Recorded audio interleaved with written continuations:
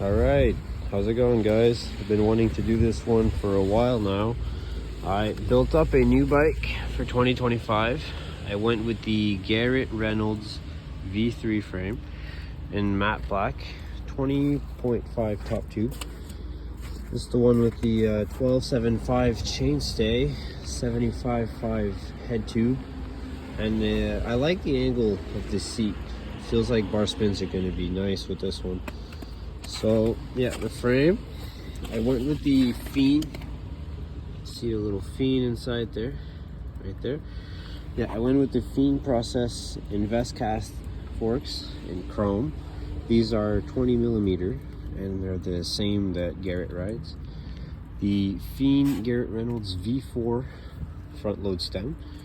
Also the Fiend Garrett Reynolds 9.25 bars with my favorite grips ever, the Eclat Pulsars. Some good old ODI bar ends. The Fiend Garrett Reynolds pivotal seat in brown, just to take off some of the black.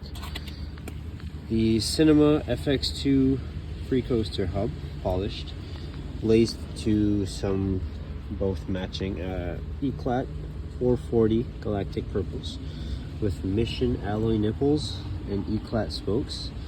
Some metal valve caps there. We have Primo walls for tires, 2.35s. I went with the Fiend 2.5 team cranks in 160s with the Fiend Garrett Reynolds sprocket. My favorite Eclat centric pedals. I like them because they don't have the bolt on the inside. You know, it gives you even closer to the cranks. And yeah, also a Fiend seat post. And that is pretty much it for this one, guys. And the Merit top cap there.